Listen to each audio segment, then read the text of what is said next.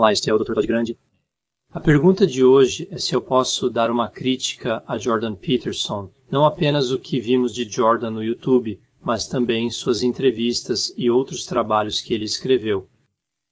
Neste caso, Jordan Peterson, estou falando sobre alguém real neste vídeo. Então, apenas um lembrete, não estou diagnosticando ninguém, apenas oferecendo minha opinião, realmente especulando com base no que poderia estar acontecendo em uma situação como a que vemos com Jordan Peterson. Então, quem é Jordan Peterson? Bem, ele é um psicólogo clínico, ele é professor na Universidade de Toronto e é um indivíduo muito produtivo. Ele tem experiências diversas. Ele escreveu mais de 100 artigos, ele escreveu livros. Ele é uma celebridade além do que vemos quando alguém se torna popular no YouTube. Ele também é uma celebridade fora disso. De fato, quando se fala sobre Jordan Peterson, por vezes menciona-se o fenômeno Jordan Peterson. Então, ele realmente decolou em popularidade. Agora, em um de seus vídeos, ele diz que seu QI é de cerca de 150, o que é mais de 3 desvios padrão acima da média. Então, ele é excepcionalmente inteligente, se esse for um QI preciso. E se você olhar para o trabalho dele, parece consistente com um QI bastante alto. Então, estou propenso a crer que o QI dele é realmente tão elevado? Agora, parte do motivo pelo qual Jordan Peterson se tornou tão popular é porque ele tem opiniões políticas que atraem algumas pessoas e repulsam outras. Então, vou tentar me afastar dessa questão toda, a questão toda da política e Jordan Peterson, e focar mais em outras áreas. Agora, ele também gravou uma série de vídeos sobre filosofia, teologia, teoria da personalidade, especificamente o modelo de 5 fatores. Eu me lembro do modelo através do acrônimo abertura para experiências, consciência, extroversão, amabilidade, neuroticismo, abertura para experiências, consciência, extroversão, amabilidade e erotismo. E, claro, ele também é um praticante. Ele é psicólogo, então ele tem vídeos sobre saúde mental e certos transtornos mentais. Ele também se tornou um modelo a ser seguido para os jovens. Vemos com um de seus livros, ele tem 12 regras sobre o que os jovens homens devem fazer para serem bem-sucedidos e mais produtivos.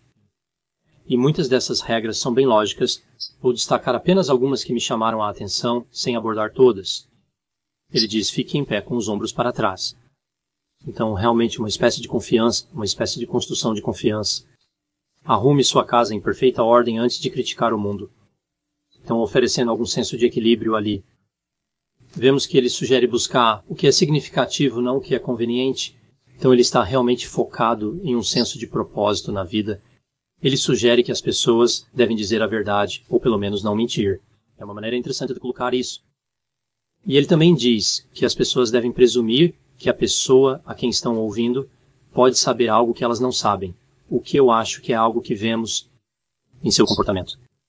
Um dos meus favoritos que ele menciona é que as pessoas devem ser precisas em seu discurso, algo que ele realmente pratica bastante. Este é um dos pontos positivos. Portanto, abordarei os pontos positivos e falarei sobre os aspectos benéficos e negativos aqui, e também vou analisar algumas das outras críticas a Jordan Peterson. Na minha opinião, Jordan Peterson é brilhante, e isso é um ponto positivo. Ele é um excelente orador público. Ele é envolvente. Ele é educado. Ele é um pensador flexível. Então, há essa ideia de que, quando alguém está falando com Jordan Peterson, ele realmente está considerando o que estão dizendo e processando isso como uma possível evidência e aberto a mudar de ideia, embora não o vejamos mudando de ideia muitas vezes durante as entrevistas. Ele realmente se esforça para encontrar as palavras certas. Isso remete a ser preciso. Essa é uma das regras dele. Eu também o considero o que chamo de deliberado. Agora, deliberado é uma construção um tanto incomum. Isso me lembra do filme Wyatt Earp, que tinha Kevin Costner e Bill Pullman nesta cena específica. Kevin Costner interpretava Wyatt Earp e Bill Pullman, Ed Masterson. E eles estão tendo essa discussão sobre como o temperamento afeta a segurança no Velho Oeste. E Wyatt Earp diz para Ed Masterson, você não é um homem deliberado. Eu não sinto isso sobre você. Você é muito afável. E eu acho que com Jordan Peterson ele é deliberado. Eu acho que ele é cuidadoso e cauteloso. Se olharmos para certas entrevistas em que ele esteve, as pessoas tentaram encurralá-lo, colocar palavras em sua boca, e ele para e se defende. Ele não aceita a versão dele sobre o que está dizendo. Ele é realmente bastante cuidadoso e novamente preciso no uso da linguagem. Agora, Ao falar sobre algumas das pessoas que criticam Jordan Peterson, eu notei, e isso é realmente apenas anedótico, como isso não é algo que necessariamente encontrei na literatura científica ou qualquer coisa, mas eu acho que um número de acadêmicos são críticos de Jordan Peterson. Então ele tem um PhD, e claro que muitos acadêmicos também têm, e esse grupo tende a não concordar muito com o que Jordan Peterson tem a dizer.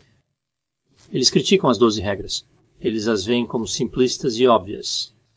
Descobri que certos grupos tendem a apreciar Jordan Peterson de forma anedótica. Como nas minhas experiências lido muito com advogados e médicos, essas pessoas têm um tipo de papel aplicado. Eles aprendem o material, teoricamente, e depois o aplicam em suas práticas. Descobri que advogados e médicos tendem a gostar de Jordan Peterson. Novamente, não há pesquisa científica que eu conheça que apoie isso. Pela minha experiência, acadêmicos costumam criticá-lo, enquanto advogados e médicos tendem a apreciá-lo. Ao ler as críticas sobre Jordan Peterson, percebo que muitas delas parecem ser exageradas. Eles meio que o acusam de ser perigoso e coisas do tipo. Não estou convencido de que seus críticos severos estejam em algo importante, mas posso entender como alguém discordaria dele em áreas de política, filosofia, teologia e saúde mental. Certamente há espaço para críticas às diferentes áreas sobre as quais Jordan Peterson discorre. Então, é claro, mencionei as áreas onde vejo que há pontos positivos, minha opinião sobre os pontos positivos, e agora vou falar sobre alguns dos pontos negativos. Quero fazer isso equilibrado e olhar para ambos os lados. Com Jordan Peterson eu poderia me aprofundar nos detalhes, eu poderia olhar para os vídeos dele e tentar encontrar erros técnicos, mas ele produziu tanto conteúdo que sempre vai haver erros. Eu posso voltar e olhar meus próprios vídeos e encontrar vários erros, então não há realmente muito a ganhar nesse tipo de crítica. Em vez disso, vou tentar abordar alguns pontos que realmente parecem mais como padrões do que erros técnicos isolados. Então, um exemplo aqui é, eu estava assistindo a um vídeo dele recentemente sobre transtorno de estresse pós-traumático, e ele estava falando sobre como indivíduos que têm relacionamentos que terminam poderiam estar sofrendo de transtorno de estresse pós-traumático. Ele discutiu sobre consciência, como as pessoas buscam respostas e lidam com a culpa. E eu gostei de muitos dos seus pontos, mas meio que fiquei preso nesta ideia dele que transtorno de estresse pós-traumático poderia ser diagnosticado se alguém tivesse uma falha no relacionamento. Isso não é um dos traumas qualificantes na definição de transtorno de estresse pós-traumático. Então, o que ele realmente está fazendo aqui é pegar evidências e tirar conclusões que vão além do que pode ser logicamente concluído. Há uma definição para transtorno de estresse pós-traumático. Agora, alguém pode contestar essa definição e pode dizer que um fracasso em um relacionamento pode ser equivalente a esse transtorno, mas, tecnicamente, é claro, esse transtorno tem critérios específicos. Se alguém não atender a esses critérios, não tem o transtorno conforme definido no Manual Diagnóstico e Estatístico de Transtornos Mentais. Ele está tomando certas liberdades ao sugerir que alguém poderia ter transtorno de estresse pós-traumático nessa situação, quando tecnicamente não seria o caso. Não explicando realmente como ele está redefinindo o transtorno de estresse pós-traumático no vídeo. Este é um tipo de padrão que vi algumas vezes. Novamente, ele está coletando evidências, está lendo literatura científica, ele até conduz pesquisas originais, mas então ele está indo um pouco além disso para ser apoiado por essa evidência. Agora, isso é bastante normal, quer dizer, muitos pesquisadores fazem isso. Eles pegam sua experiência clínica e sua opinião, juntam com a pesquisa e chegam a algo novo, mas ele leva isso quase ao limite. Mas, claro, temos que manter isso em perspectiva. Se olharmos para alguém como Phil McGraw, ele se chama Dr. Phil. Phil McGraw vai além da ciência e de sua experiência clínica, tirando conclusões que, na minha opinião, na maioria das vezes não fazem sentido. Mas ele faz isso para entretenimento. Jordan Peterson, eu acho, leva as coisas ao limite, mas ainda permanece na área de aprendizado, ainda permanece na educação, ainda há valor de aprendizado em seus vídeos. Então ele é ousado o suficiente para ser interessante, mas ainda respeita os limites para que possa ser.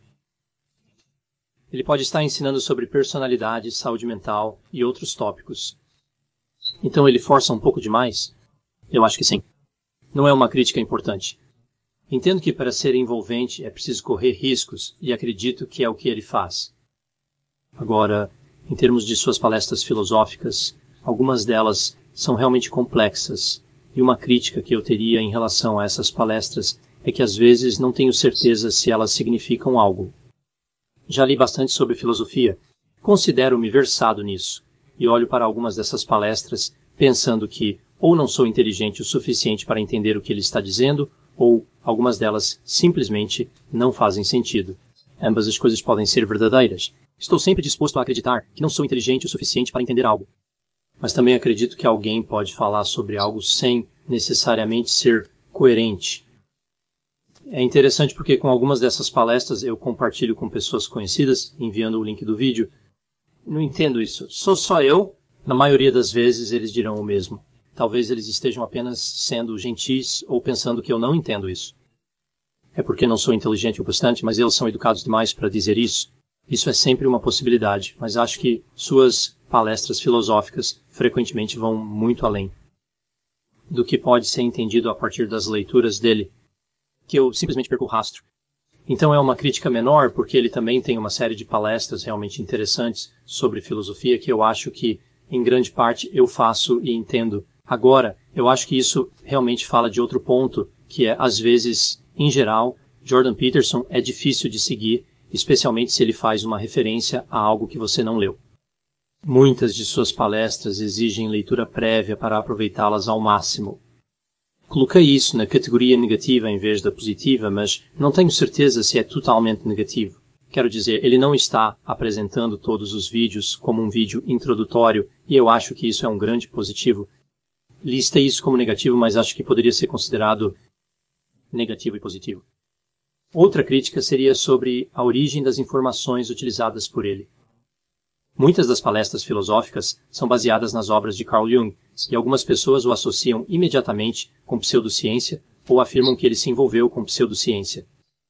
Mas realmente Carl Jung, eu acho, é mais sobre opinião. Ele tem muitas opiniões. Eu acho que é aceitável falar sobre Carl Jung e seu trabalho, arquétipos e todo o resto que ele fez, e dizer que há uma diferença entre opiniões e ciência. Acredito que Jordan Peterson às vezes não deixa isso muito claro, mas, novamente, ao assistir essas palestras, é algo que as pessoas deveriam saber. Isso é filosofia muitas vezes, e não ciência. Agora, sobre as críticas a Jordan Peterson, quero falar sobre algumas delas e por que não necessariamente concordo com elas. Não estou defendendo Jordan Peterson, apenas tentando ser razoável. Vejo críticas afirmando que, se você valoriza evidências e razão, não deveria seguir Jordan Peterson. Eu não acho isso muito justo. Acho que ele é razoável na maior parte do tempo e usa evidências. E, novamente, eu acho que o que eles estão vendo aqui é que ele acrescenta muito a isso. Eu já mencionei isso como um ponto negativo. Algumas pessoas acham que Jordan Peterson tem maneirismos peculiares e é bem intenso. Acho que ele está só pensando, não é? Ele tem um QI alto, ele está continuamente processando informações, ele parece ter uma grande abertura para experiências. Então, faz sentido que ele tenha um olhar intenso por causa desse processo de pensamento. Acho que as pessoas se preocupam demais com a aparência de quem está falando, então não me preocupo muito com isso. Estou bem com as maneiras de Jordan Peterson. Eles fazem muito sentido com base no que ele está falando e como ele está processando no momento. Alguns argumentam que Jordan Peterson não está qualificado para entrar na arena política, já que não é cientista político, mas isso contribuiu para sua fama. Bem, não considero isso necessariamente uma crítica de boa qualidade. Quem está qualificado para estar na arena política? Agora, há requisitos educacionais para se ter uma opinião política? Eu não acho isso razoável. Eu acho que está tudo bem se Jordan Peterson quiser falar sobre política. Nem sempre concordo com tudo o que ele diz, mas acho que ele tem o direito de fazê-lo. Ele é especialista em filosofia, saúde mental e personalidade. Então acho justo adicionar política ao que está falando. Ele está integrando diversos tópicos diferentes, o que me agrada. Outra crítica que ouço as pessoas fazerem dele é que ele é ambíguo, obscuro e está em todos os lugares. Então ele está desfocado em seu esforço geral, mas não necessariamente desfocado em momentos específicos. Ele é muito produtivo.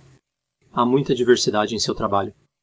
Essa é a consequência natural disso. Se você se interessa por teologia, filosofia, saúde mental, personalidade e política, naturalmente seu trabalho parecerá desfocado em certo nível, pois são disciplinas distintas.